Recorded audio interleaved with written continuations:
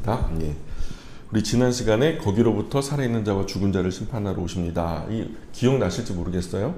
방주에서 나온 노아 가족에게 주신 명령이 생육하고 번성하여 땅에 충만하라 이런 말씀을 하셨죠. 근데 그 명령이 원래 처음 있는 것이 아니라 그 전에 창세기 처음 아담과 하와에게 주신 언약과 그 명령과 동일한 창조 명령이었다는 거죠. 그래서 생육하고 땅에 번성하여 땅에 충만할 것을 명령하셨다. 근데 그 명령이 이 노아의 가족에게도 모든 것들이 다 멸망을 당하고 아라랏산에서 처음 이제 그 방주의 문을 열고 나온 이 노아의 가족들에게도 같은 명령을 주셨다는 것은 이 노아의 홍수가 일면 멸망이기도 하지만 노아의 가족들에게는 구원 또 새로운 창조였다라는 것을 말씀드리면서 이것을 연상케 하는 비슷한 모티브가 많이 등장했다.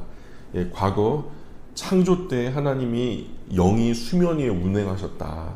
혼돈이 깊음 위에 있고 하나님의 영은 수면 위에 운행하시니라 하셨던 것처럼 노아가 방주에서 나올 때 하나님은 바람을 땅 위에 불게 하셨다. 이렇게 말씀하심으로 인해서 동일한 창조의 모티브를 가르쳐 주셨죠. 그리고 또 하나님은 창조 후에 며칠 동안 일을 하시죠? 창조 때 6일 동안 일하시고 7일째 되는 날 쉬셨잖아요. 그런데 여기 노아 홍수도 7째 달에 방주가 아라랏산에 닿은 것과 비슷한 맥락으로 7일 또 7달이라고 하는 이 모티브가 우연은 아니라는 거죠. 그래서 죄송합니다.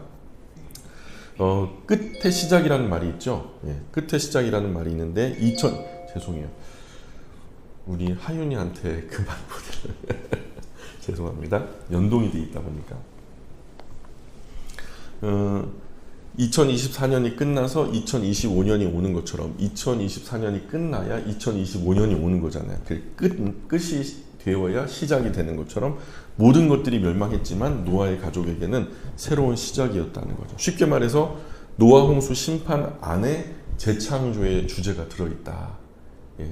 그래서 베드로전서가 제가 임의로 하는 말이 아니라 어떻게 우연히 성경 읽다 보니까 그런 모티브가 발견돼가지고 이런 우연한 맥락을 여러분에게 무책임하게 들려드리는 것이 아니라 이런 신학은요 제가 임의로 말하는 것이 아니라 베드로전서에 이미 나와 있다. 베드로전서 노아 홍수 이야기를 하는데 물로 말미암아 구원을 받았다 이런 얘기를 해요. 물 때문에 쫄딱 망했다 이렇게 얘기하는 것이 당연한 것 같은데 그게 아니라 물로 인하여 물 덕분에 구원을 받았다 이런 말을 하고 있더라는 거예요. 베드로전서에. 그래서 노아 홍수 때 범람했던 물은 온 세상을 멸망시키는 멸망의 방법이었죠. 그러나 노아의 가족에게는 그 멸망의 물이요 구원의 또한 방법이 되었다는 거죠. 웃기죠? 이게 참 신기한 거예요. 이 일을 베드로전서는 그대로 말하고 있어요. 그러면서 홍수의 물을 곧 우리가 일반적으로 홍수의 물은 무슨 물이에요? 멸망의 물이요 죽음의 물이잖아요. 근데 베드로전서에서는 홍수의 물을요 세례의 물, 생명의 물, 구원의 물이라고 표현하고 있단 말이에요. 우리가 고백하는 세례의 물은 어떤 의미예요? 물론 처음에는요 죄 씻음의 물, 근데 죽음의 물인 거예요. 세례 받을 때 물속에 들어가는 것으로 간주하고 나는 죽었다라고 선언하잖아요. 그러니까 그 죽음의 물인과 동시에 죄 씻음의 물이었고 그런데 그것이 구원의 물이 되었다. 그렇게 하나님 나라 거룩한 백성이 저와 여러분이 그렇게 된 거잖아요. 자, 성경에서 새 생명은 죽음 다음에 오는 일이죠. 죽지 않으면 아무도 새롭게 태어나지 못해요. 그리스도인에게는 세례는 곧 죽음이다라는 상징성이 있어요. 그러나 또 그것이 영원한 생명을 얻는 구원의 길이기도 한 거예요. 반드시 죽음을 통해야 돼요. 한 번 죽는 것은 사람에게 정하신 것이요. 하나님의 법칙이라고요. 그러니까 우리가 죽어요. 그러나 세상 사람들처럼 그렇게 큰 공포와 두려움에 벌벌 떨진 않아요. 물론 두렵죠. 한 번도 경험해보지 못했던 죽음이라고 하는 땅에 들어서는데 왜 우리가 두렵지 않겠어요? 낯선 도시에 가는 것도 우리가 두렵잖아요. 거기에 가면 뭐가 있을까? 우리가 불편하진 않을까? 또 저는 이제 유럽 여행을 가고 싶은데 유럽 여행에 하도 유튜브를 보다 보면 어떤 이야기가 많냐면 소매치기가 그렇게 많대요. 강도가 그렇게 많대요. 조용히 이제 손목에 뭘 묶어주는 것처럼 하더니 막 $100씩 막 달라고 그러는 거예요. 안 주면은요 청년들이 막 달라붙어갖고 골목으로 끌고 간대요. 그래서 막 옆구리에 칼을 들이밀고 있는 걸 다 내놔 그래갖고 막 스마트폰도 빼앗기고 시계도 빼앗기고 목걸이도 빼앗기고 뭐 별의별 걸 다 뺏긴대요. 그래서 저는 유럽 안 가고 싶어요. 무서운 거예요. 왜냐하면 안 가본 땅이니까 두려운 거예요.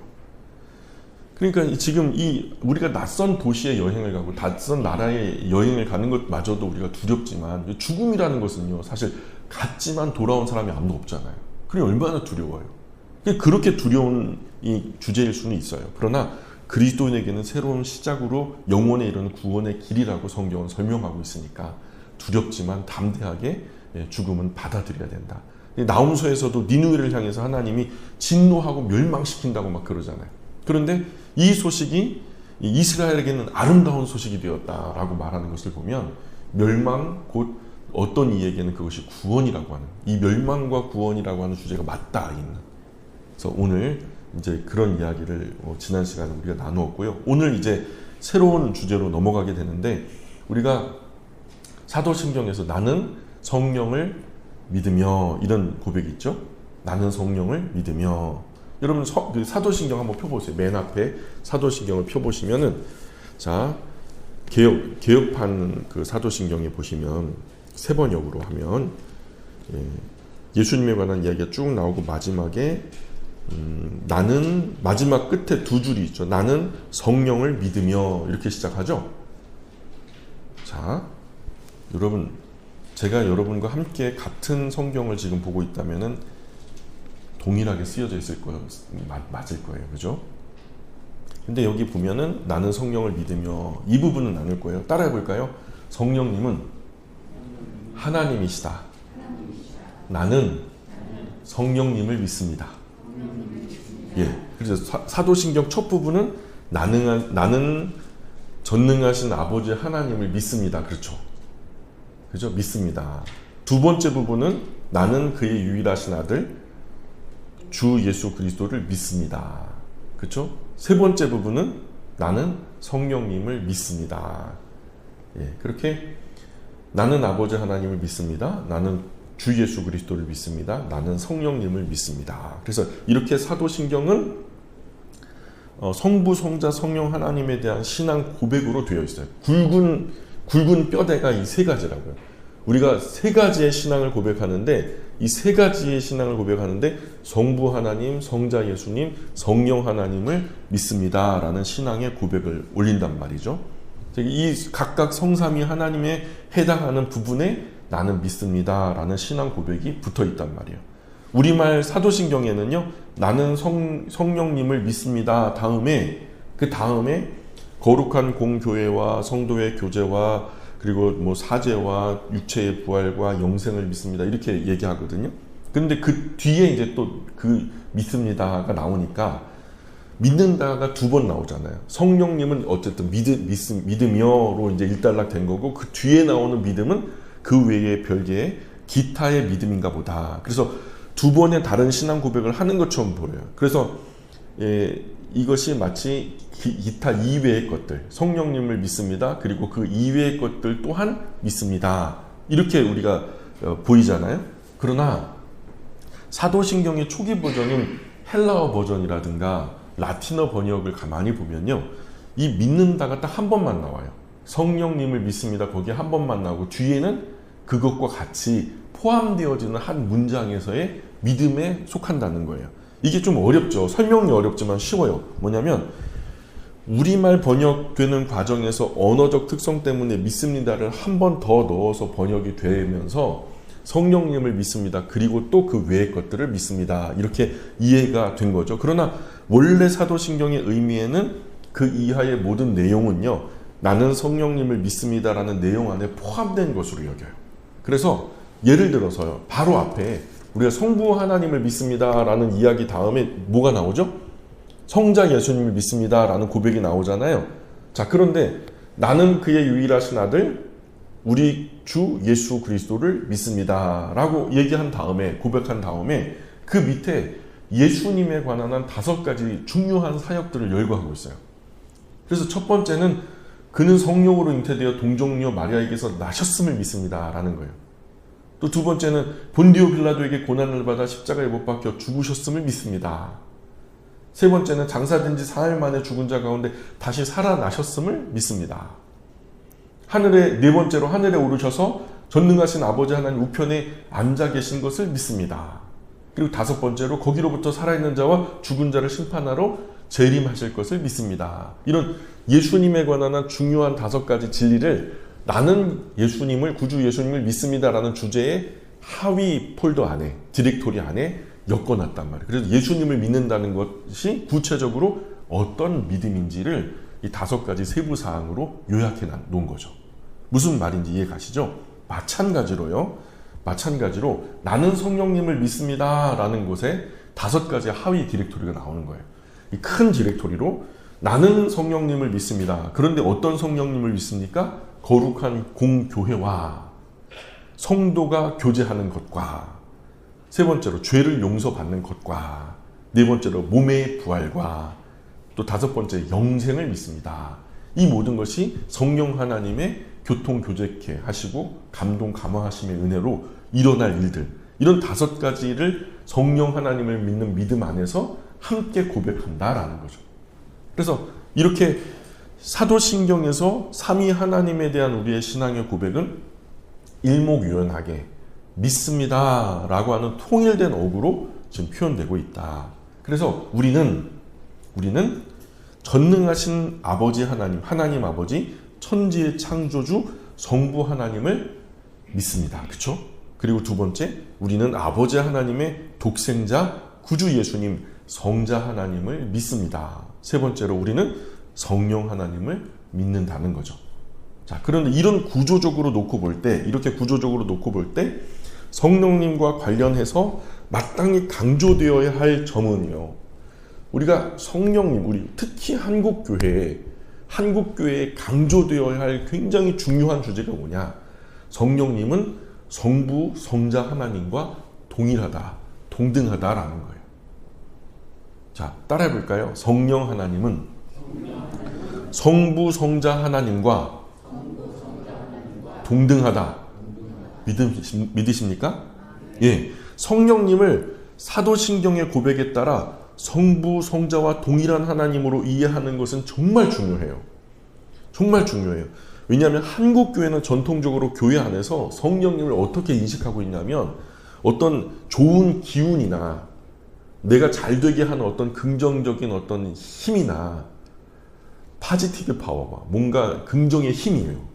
그죠? 뭐 그리고 포스 내지는 내 안에서 역사하는 어떤 신비한 능력, 이런 것들로 보이지 않는 어떤 실체지만 힘, 심지어는 내가 어떻게 해볼 수 있는 대상으로까지 여겨지는 경향성이 강하다.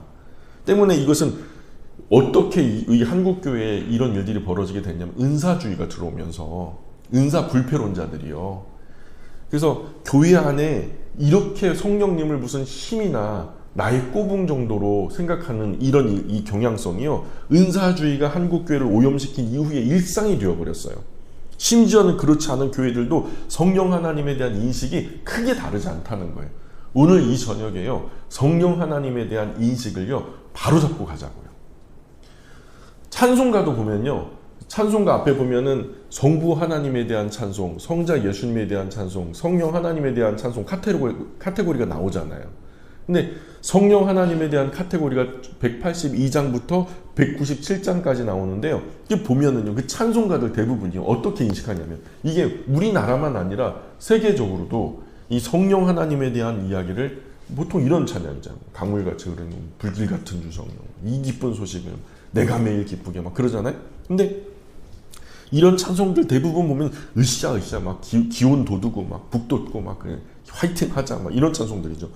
찬송가 성령의 카테고리는 찬송가 앞부분에 자리하는 성삼위 하나님에 대한 송영 같은 인격적인 하나님을 향한 어떤 찬송, 존귀하신 아버지 하나님이라고 하는 어떤 인격적인 존재에 대한 우리의 어떤 경배, 이런 모습이 아니라 그저 어떤 집회에서 분위기를 북돋기 위해서, 분위기 띄우기 위해서 막 불러 막 하는 것처럼, 예, 이런 찬송이 대부분이라는 거예요. 사실 성령님을 이런 방식으로 이해하면 성령님을 인격적인 하나님으로 인식하고 대하기가 참 힘들어져요.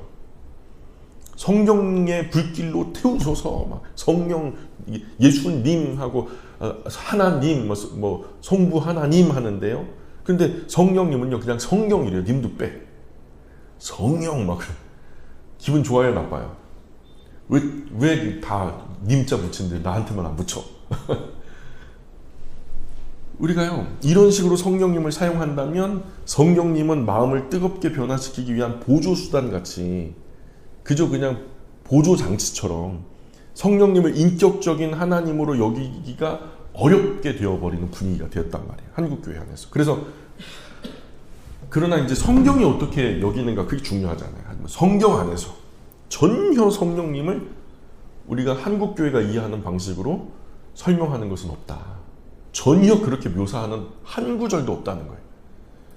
예수님은 요한복음 14장 16절에 이렇게 말해요. 같이 읽어볼게요. 시작. 내가 아버지께 구하겠으니 그가 또 다른 보혜사를 너희에게 주사 영원토록 너희와 함께 있게 하리니. 자, 예수님께서요, 성령님을 또 다른 보혜사라고 부르셨어요. 또 다른 보혜사. 이 사실은 두 가지 사실을 동시에 말씀하는 거예요. 뭐냐? 첫 번째는 앞선 보혜사는 예수님 자신이라는 거. 또 다른 보혜사는 성령님이신데 그 성령님은 예수님과 동등하다는 거예요. 예수님보다 못한 분을 보내진 않죠. 그렇죠? 예수님과 동일하신 분을 보내시는 거죠.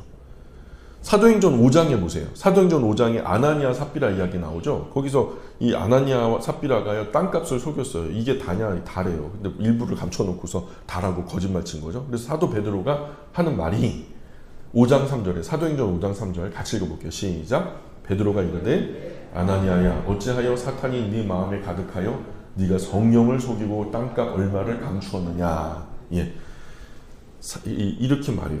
성령을 속였다. 네가 성령을 속였다라고 말하죠. 하지만 뒤 이어지는 4절에서 보면 5장 4절에는 이렇게 말합니다. 시작. 땅이 그대로 있을 때에는 네 땅이 아니며 판 후에도 네 마음대로 할 수가 없더냐. 어찌하여 이 일을 네 마음에 두었느냐. 사람에게 거짓말한 것이 아니요 하나님께로다. 아멘. 그러니까 이게 뭐냐면 사람에게 거짓말한 것이 아니라 하나님께 거짓말했다. 성경의 진술은요, 성령님은 곧 하나님이시다. 이것을 증언하는 거예요. 하나님과 동일하게 지금 같은 그 영역에 두고 있는 거예요. 심지어 성자 예수님께서 성육신 하실 때요, 이 땅에 탄생하셨을 때 그 육신을 취하시는 장면에서 이제 마리아를 통해서 탄생하시잖아요. 성령님의 역할은요, 성자 예수님을 압도하는 것처럼 보여요. 오히려 탄생하는 그 기사에서는요, 성령님이 훨씬 더 크신 하나님처럼 여겨지더라니까요. 왜냐하면 성자 예수님께서 성육신 하실 때 그 행위의 주체가 되는 분이 다름 아닌 성령님이셨어요. 그 모든 것을 주재하신 분이 성령님이셨단 말이에요. 누가복음 1장 35절 읽어볼까요? 누가복음 1장 35절 시작. 천사가 대답하여 이르되 성령이 너에게 임하시고 지극히 높으신 이의 능력이 너를 덮으시리니 이러므로 나실 바 거룩한 이는 하나님의 아들이라 일컬어지리라. 아멘. 지금 이것을, 이 모든 그 성육신을 주재하는 분이 누구예요? 성령님이에요. 성령님이 너에게 임하실 것이다. 그리고 지극히 높으신 그분의 능력이 너를 덮을 것이다. 그로 인해서 탄생하는 것이 누구다? 구주 예수님이라는 거예요. 그러니까 이 사실, 곧 우리가 성령님에 대하여 배우고 싶을 때 무엇보다도 성령님께서 하나님이시라는 사실에서부터 우리는 시작을 해야 된다는 거예요.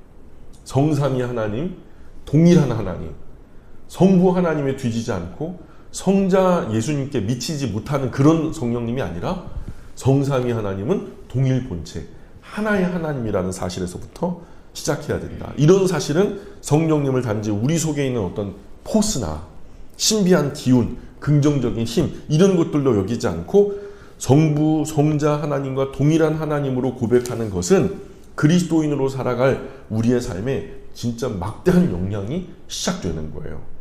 자, 성령님이 인격적인 하나님으로 우리가 인식하게 될 때, 성령님이 실체로 내 앞에 우리 전도사님이 계시듯, 제 앞에 우리 권사님이 계시듯 인격적으로 성령 하나님이 구주 예수님과 같은 인격으로 인식하게 되어질 때 우리 신앙생활에는 엄청난 영향력, 거대한 파도가 시작돼요.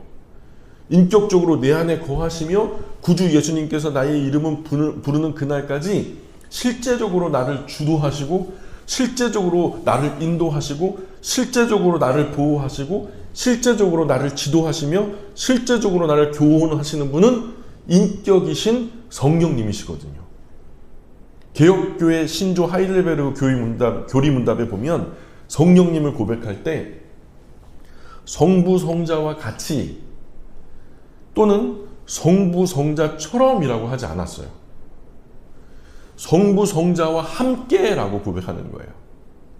모모같이 무보처럼 하면 닮은 꼴이 되면은 누가 더 우세해요? 원본이 우세한 거예요. 그래서 원본에 부수적으로 종속되어서 전혀 다른 개념이 될 수밖에 없기 때문에 그래서 성령님은 성부 성자와 같이라고 말하지 않고 성부 성자처럼이라고 말하지 않고 성부 성자와 함께 동일한 하나님이라고 하이델베르그 교리문답도 우리에게 가르치고 있어요. 성령님께서 성부 성자 하나님과 함께 하나님이라는 사실은 우리로 하여금 성령님께 순종해야 된다라는 사실을 일깨워주는 거예요. 따라해 볼까요? 성령님께 순종해야 한다. 자, 성령님은 내 마음대로 불러낼 수 있는 분이 아니죠.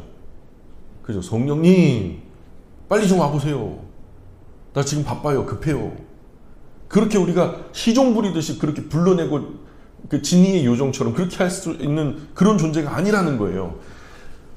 또 내 마음에 불을 일게 하듯 뜨겁게 흥분하면서 임하게 할 수도 있고 떠나가게 할 수도 있고 뭐 그런 분이 아니에요. 인격이시니까. 인격인 나 자신이 그렇잖아요. 사실 마음이 없으면요 어렵죠. 마찬가지로 성령님의 온전한 자유의지대로 계실 곳에 계시고 싶은 곳에 계시는 거예요. 떠날 곳에 떠나시는 거죠. 그분의 기쁘신 뜻대로 자유로운 의지대로. 내가 그렇다면 그분에게서 비롯된 내가 그렇다면 인격인 내가 그렇다면 우리를 있게 하신 참 인격 되신 성령님은 더더욱 그렇죠. 근데 그게 내가 그렇게 조장한다고 되고 말고 할 것은 아니라는 거예요. 그러니 부흥사가 막 손에서 성령님을 발사한다. 내 성령을 지금부터 내가 너희들에게 막 쏟아 부어주겠다. 내 손에서 이렇게 보이지 않냐. 막 성령을 어떤 주파수처럼 야, 이 주파수가 맞아야 된다.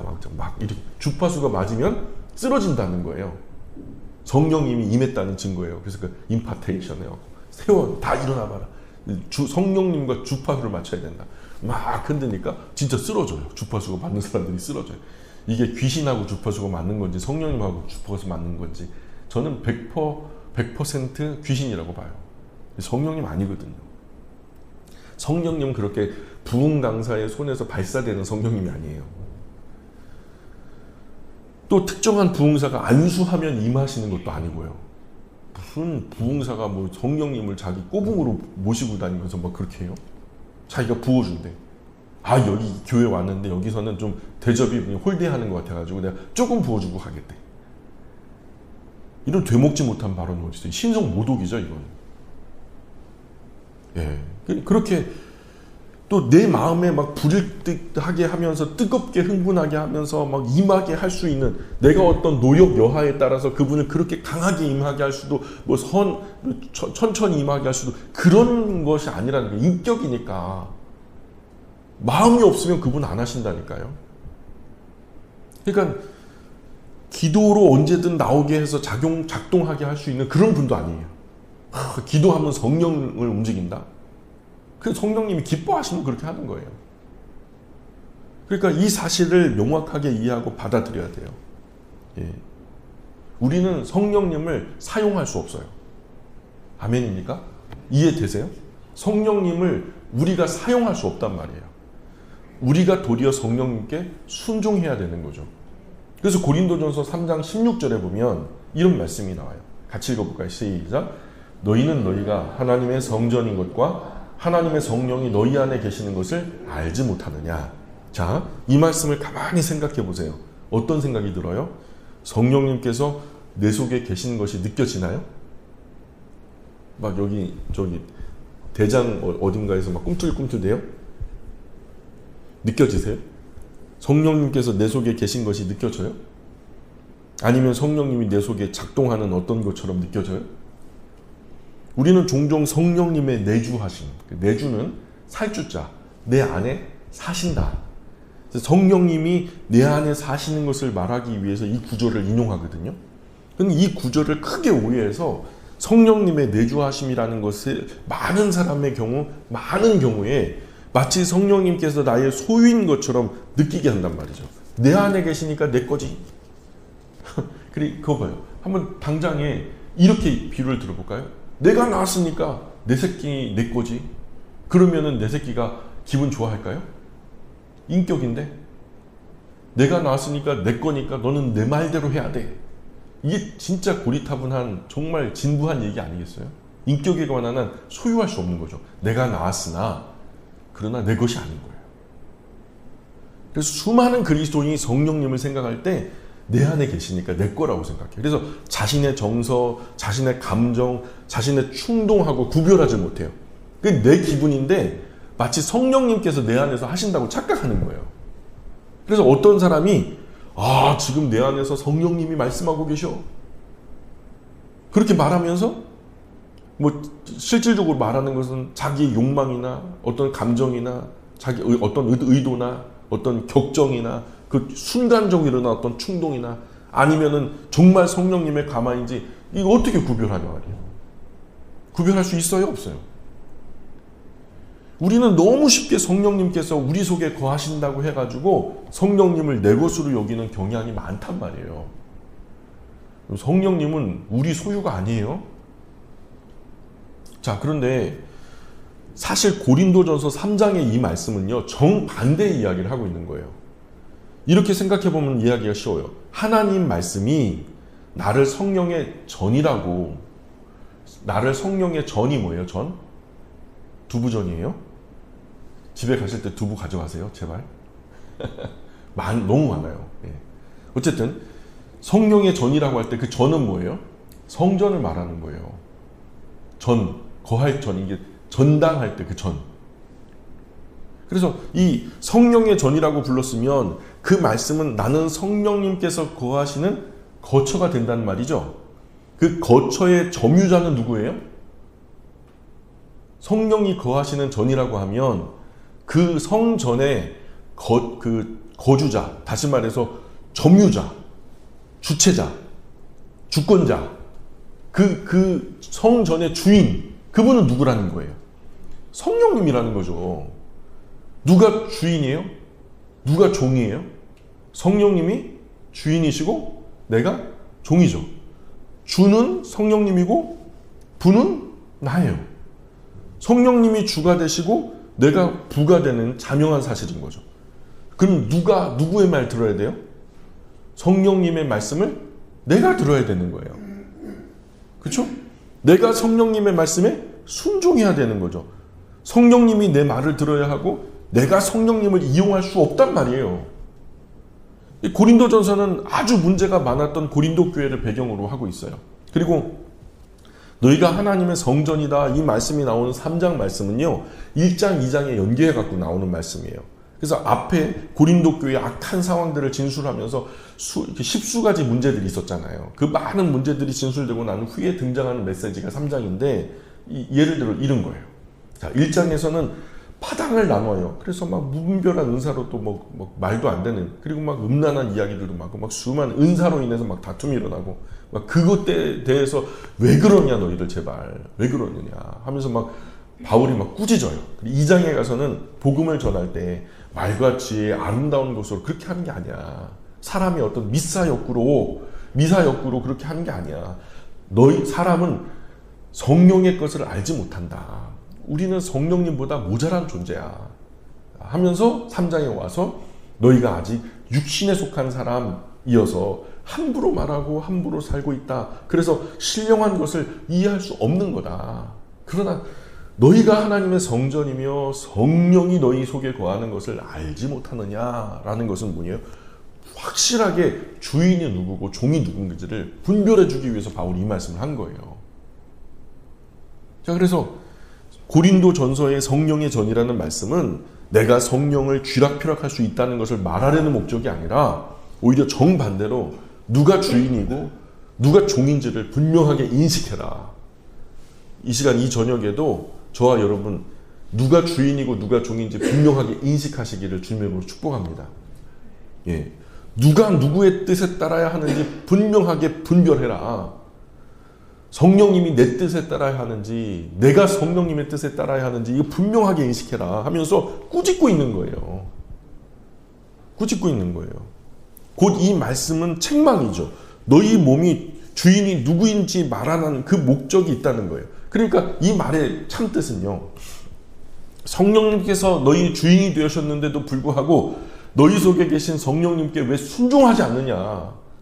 왜 거룩한 집주인께서 너희 안에 거주하시는데 너희는 그분의 주거지인 육체의 정욕, 다툼, 허영, 함부로 말하는 것 그런 것들을 일삼고 앉았냐. 성령님은 너희에게 그런 것들을 지시하지 않았을 텐데 왜 성령님의 말씀 안 듣고 너희들 임의대로 멋대로 죄되는 성품대로 그렇게 마음대로 성령의 전우로서의 역할을 못하고 더럽게 비인격적으로 참담하게 그렇게 생활하고 있냐 하면서 바울이 책망하는 거예요. 이제 우리는 성령님에 대해서 알게 된 몇 가지 진리를 이제 정립할 수 있게 됐어요. 뭐냐? 첫 번째는 따라해 볼까요? 우리는 성령님을 소유할 수 없다. 그죠? 두 번째, 우리는 오히려 성령님께서 우리를 거처로 삼으실 뿐이라는 거예요. 세 번째로, 우리가 성령님을 품고 있는 것이 아니다라는 거예요. 네 번째로, 오히려 성령님께서 우리를 주관하고 계신다. 우리를 주재하고 계신다. 그러니 우리는 우리 자신을, 우리 몸을 거룩하고 순결하게 관리해야 되는 거죠. 우리 몸은 성전이니까. 성령님이 거하시는 성전이니까. 그렇죠? 대통령이 청와대에 있으면 청와대 깔끔하게 잘 관리해야 되겠죠? 그렇죠? 그 어떤 나라에서 가장 큰 역할을 하는 큰 어른이 청와대에 있으니까 그 뭐 정원을 잘 관리하는 거죠. 국비로, 세금으로요. 그렇죠? 그런 것처럼 우리 안에 대통령 1000만 배 되는 뭐 비교할 수도 없는 존귀하신 성령님께서 거하셔요. 그런 집이 바로 저와 여러분의 몸이라고 하면 그런 우리 자신을, 그런 우리 몸을 거룩하고 순결하게 관리해야죠. 몸에 더럽고 해로운 음식도 안 되고요. 이 몸을 자기 자신을 기쁘게 하기 위한 더러운 쾌락의 수단으로만 사용해서도 안 되는 거죠. 생각도 말도 행동도 모든 면에 거룩하고 함부로 하면 안 돼. 인격적으로 조심스럽게 이 몸과 마음을 사용해야 된다는 거죠. 내 안에 누가 계셔요? 성령님이 계시는데 여러분 이 성령님도 하나님이시잖아요. 그쵸? 하나님이요. 불결한 거 싫어하세요. 광야에서 진영 똥을 쌀 때도 진영 안에서 막 아무데나 싸라 하지 말고요. 부삽을 들고 나가래요. 진영 밖으로. 그리고요 똥을 싸고 묻으래요. 하나님이 그 똥 냄새도 싫어하셨던 것 같아요. 그런 거 누가 밟아봐요. 얼마나 기분 나빠요. 그러니까 성령님이 내 안에 거하신다면 진짜 우리가 뭐 발소리라도 크게 되겠어요? 어디 그 큰 어른 앞에서 우리가 이 몸을 함부로 굴려요? 단지 성령님이 인격적이시기 때문에 우리를 억지로 하지 않으신다, 과격하게 하지 않으신다, 몰지각한 방식으로 몰아세우지 않으신다. 늘 겸손하고 늘 온유하게 우리 안에 역사하시니까 그분이 뭐 빙다리 핫바지로 보이는 거예요? 우리가 그분을 함부로 대해도 되는 거라고 생각하는 거예요? 아니란 말이에요. 아니라는 거예요. 또 성령님께서 인격적이시기 때문에 우리 간구를 늘 귀 기울여 주시고 우리 어머니처럼요. 우리에게 부드럽게 권고하시고 우리를 따뜻하게 설득하시고 우리를 그래서 자발적으로 순종하게 하셔서 옳은 길로 온화하게 유순하게 이끄신다고 해서 우리가 그분의 주인이 될 수 있는 것도 아니라는 거예요. 감히 주인 행세하지 말라는 거예요. 이 사실을 분명히 마음판에 새기셔야 돼요. 성령님께 함부로 하면 된다 안 된다? 안 된다는 거예요. 내가 성령님의 주인이 아니다. 따라해볼까요? 내가 성령님의 주인이 아니다. 시작. 성령님께서 나의 주인이시다. 성령님은 나의 하나님이시다. 따라서 성령님은 나의 찬송 받으시기에 마땅한 분이시다. 그렇죠. 그래서 이게 맞는 거예요. 이 구도가 맞는 거예요. 이것을 마음판에 완전히 새겨버리세요. 피가 나도 괜찮으니까 새겨버리시라고 이 시간에. 그래서 감히 성령님 안에서 성령님 앞에서 헛되하거나 함부로 대하거나 막대하면 큰일 나는 거예요. 한국교회 안에서 성령의 은사가요, 막 탤런트, 재능 이런 식으로 착각해요. 거의 동의어처럼 사용되고 있죠. 너무 많은 그리스도인이 무분별하게 막 이 은사라고 하는 것을 남발하고 있어요. 이런 말 들어보셨죠? 아, 찬양에 은사가 있으시네요. 이런 말을 해요. 여기 은사라는 말이요, 소질이 있다, 재능이 있네, 이런 말로 바꾸어도 아무 이질감이 없는 거예요. 한국교회 안에서는. 하지만 성령님의 은사는요, 하나님이신 성령님께서 자신의 목적, 곧 교회를 세우기 위해서, 교회는 하나님의 나라의 교두보거든요. 그래서 하나님의 나라의 교두보인 교회를 세우시기 위해서 자기 백성에게만 주시는 거룩한 선물인 거예요. 이 사사로운 재능까지 다 은사의 영역에 둘 것은 아니라는 거예요. 그럼 BTS 알죠? 방탄소년단 얼마나 세계적으로 인기가 많아요? 이 BTS가 뭘 잘해요? 춤추고 노래하는 걸 잘해요. 자, 그런데요, 그 BTS의 춤추고 노래하는 것은 이 은사예요, 달란트예요? 똑같은가요? 은사예요, 재능이에요? 재능이라는 거예요. 재능이라는 거예요. 그건 은사가 아닌 거예요. 그게 무슨 하나님 나라 세우는 일에, 교회 세우는 일에 어떻게 쓰임 받겠어요? 사실 그 모든 재능의 주인은 성령님이세요. 나중에 구주 예수님으로 영접하고 내 안에 예수님께서 성령님께서 내주하심으로 내가 구주 예수님의 것이라는 것을 알게 되어서 방탄소년단의 누군가가 결국 나는 이 모든 재능은 다 주님의 것이었네 하고서 이후로 영광을 올려드린다면 진짜 멋지겠죠? 예. 악동 뮤지션이라고 들어보셨어요? 악동 뮤지션. 되게 유명한, 되게 셀럽이에요. 인기 많은 남매 음악 하는 친구인데요. 한동안 이제 경연대회에서 1등을 해가지고 한동안 대한민국의 젊은 친구들이 엄청나게 선풍적으로 인기를 끌었죠. 근데 요즘에 이제 그 군대를 갔다 와서 이제 오빠가 음악을 이제 하면서 냈는데, 음반을 발매했는데, 첫 번째가 뒷담화인가 그래요. 뭐냐면, 누군가가 이제 텔레비전을 보고 사람들이 수근수근 거리는 거예요. 그 악동 뮤지션의 걔 아니야? 그 TV에 나왔던 그 뮤지션 아니야? 하면서 막 뒷담화를 막 하는데, 이 TV에 어떤 기사로 나오면 그 이찬혁이라는 자기가 죽은 거예요. 죽은 기사가 뉴스로 나오니까 사람들이 그 뉴스를 보면서 걔 아니야? 걔 뮤지션 아니야? 악뮤의 걔 아니야? 하면서 떠들더라는 거예요. 그 노래가 이제 뒷담화라는 노래로 엮여 있고, 그 다음에 이제 두 번째가 파노라마라는 노래로 이제 두 번째 제작이 됐는데, 파노라마에는 뭐가 나오냐면, 나 참 하고 싶은 일이 많았는데, 근데 지금 의사가 나에게 사망을 언도한다는 거예요. 나는 아직 해야 할 버킷리스트가 많이 남았는데, 나는 아무것도 하지 못했는데 지금 이 의사가 지금 나한테 사망 언도를 한다는 거예요. 그러니까 이것에 대한 해오를 얘기하고요. 그리고 세 번째로 노래하는 게 이제 장래의 희망이라고 하는, 미래의 희망이 아니라 장례식의 희망. 자기가 이제 이 세상에 살 때 장례식을 이렇게 했으면 좋겠다라고 꿈꿨던 것이 있는데, 근데 자기가 장례식에 영혼으로 함께 하는 거예요. 근데 사람들이 전혀 함께 할 수 없는 사람들이 한 자리에 모여가지고 자기를 애도하고 있더라는 거예요. 근데 한쪽 구석에서는 어떤 여자애가 울고 있는데, 내가 살아있을 땐 별로 큰 의미가 아니었는데 지금 와서 보니까 엄청나게 큰 의미였네 하면서 막 그런 이야기를 하더니, 나중에 자기가 갑자기 천국의 백성이 된 거예요. 그리고 그러더니 그 후렴의 첫 마디가 뭐냐면, 할렐루야, 할렐루야, 주님을 찬양해. 내가 천국에 와서 몸집도 서너 배가 됐고 사자와 이사야의 말씀을 가지고 왔고 내가 사자와 막 맞먹는다. 누구도 이렇게 변화된 나를 상상도 못할 거야 하면서 천국의 기쁨을 막 표현하는데, 직접적으로 막 주님을 찬양해, 막 주님의 나라 그 왕국에 들어간 아들을 기뻐해, 막 그렇게 얘기하면서 막 찬송을 하거든요. 이 악동 뮤지션 이찬혁이라는 이 친구가 도대체 어떤 마음으로 그런 노래를 만들었을까? 이게요, 어떤 큰 대그룹의 연예 엔터테인먼트 회사에서 수십억 대 수백억 대의 어떤 벌이를 하면서 한순간에 애가 떴잖아요. 그죠?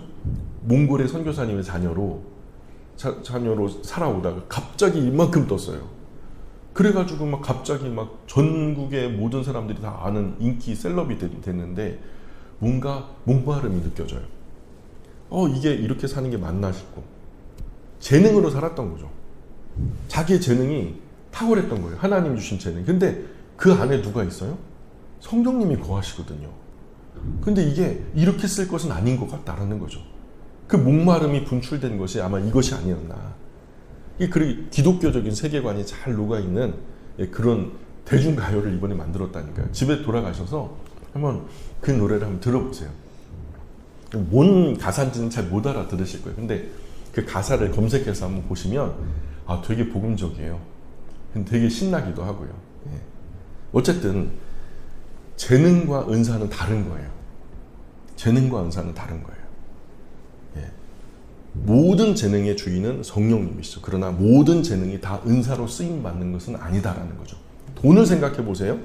한 기사 보니까요, 한 부잣집 자녀가요, 재벌 자녀가 있는데요, 하룻밤 유흥비가 보통 5천만 원씩 썼대요. 이 양주 한 병에 2,500만 원짜리 양주를 먹었다네요. 자주 그렇게 흥청망청 돈을 쓰고 다니고요, 몰고 다니는 차가 3억 원이 넘어요. 술 한 병 수천만 원짜리 양주. 근데 1년에 막 수십 날을 거기서 그렇게 흥청망청 보냈다는 거죠. 근데 바로 이어서 긴급 구호 기사를 보니까 4초에 한 명씩 죽습니다. 굶어 죽는다는 거예요. 먹을 것만 있으면 안 죽는다는 거예요. 그런데 오늘 죽을 어린아이에게 350원만 투자하면 영양식을요, 아침, 점심, 저녁으로 먹일 수가 있대요. 그렇게 한 달 350원, 한 달 14,000원만 투자를 하면요, 이 아이가요, 한 달 후에는 몸무게가 2배가 된대요. 그리고 그렇게 350원씩 1년을 지원하면 한 17만 원 정도 되는데, 이 아이가요, 죽지 않고 살 수 있는 면역력이 생긴다는 거예요. 그러니까 죽을 아이가 산다는 거죠. 17만 원. 이렇게 사람을 살리는, 생명을 살리는, 그래서 이것에서 더 나아가서 구주 예수님을 만나게 하고 영원한 하나님의 나라로 안내하는 것까지에 쓰이는 돈은, 그것은 은사라는 거예요. 그건 은사예요. 물질도 은사일 수 있거든요. 그러나 그저 흥청망청 막 3억짜리 차를 타고 하룻밤에 5천만 원씩 술상을 봐가지고 즐기는 그 돈은요, 그거는 은사가 아니에요. 그냥 단지 돈 많은 거지. 졸부일 뿐이라는 거죠. 자, 같은 돈이지만 같은 의미는 아니라는 거죠. 아무리 대단한 재능을 가졌어도 그저 자기 개인의 영달을 위해 쓰이면 그건 아무 의미가 없죠. 그러나 성령님께서 뜻하신 거룩한 일에 용도에 맞게 쓰여질 경우, 그런 경우에는 은사가 맞다라는 거예요. 성령님의 뜻에 맞게, 경우에 맞게, 상황에 맞게 그렇게 쓰임받는 재능이라면 그것은 은사가 맞다. 그러니 그에 따르는 열매도 상급도 성령님께 받을 수 있다라는 거죠. 그런 은사를 활용하는 사람들을 누가 도우신다? 성령님께서 도우신다. 하나님의 성령님은요, 성령 하나님은요, 그 은사를 주실 뿐만 아니라 그 은사를 용도에 맞게, 용처에 맞게 제대로 쓰는 사람들에게 마치 순풍에 돛단 듯, 그것이 100배, 1000배, 만배로 부흥케 하시는 하나님이 바로 성령 하나님이시라는 거예요. 그래서 성령님은 우리 안에 내주하신다. 이런 성령님이 우리 안에 내주하신다. 우리가 바른 마음만 먹어도 성령님 우리를 무한 응원하신다. 그분의 뜻과 그분의 일을 하기 위해서 우리가 결단하고 헌신만 하면 우리 안에 내주하시는 성령님은 우리의 가장 든든한 배경이 되어주시고 우군이 되어주시고 우리의 힘이 되어주실 것이다. 근데 그분이 어떤 포스나 힘이나 능력이 아니라 인격적이신 하나님, 내 안에 살아 역사하시는 성령님. 그럼 이제 집에 갈 때는요, 아까 오실 때는 혼자 왔는지 몰라도 집에 가실 때는 둘이 같이 가는 것처럼 느껴질 거예요. 왜냐하면 전에는 인격이 아니고 포스라고 생각했다면 그저 내 안에 있으나 없으나만 느껴지지 않았을 텐데 이제 집에 돌아가실 때 마음판에 아로 새기고 돌아가실 때는요, 내 안에 성령님이 계시구나, 대화가 시작될 거란 말이에요. 인격일 때 대화가 시작되는 거거든요. 고린도전서 12장 7절에 이런 말씀이 나와요. 각 사람에게 성령을 나타내심은 유익하게 하려 하심이라. 여러분 안에 다 성령님이 나타나신 줄 믿습니다. 유익하게 될 줄 믿습니다. 예, 기도할게요.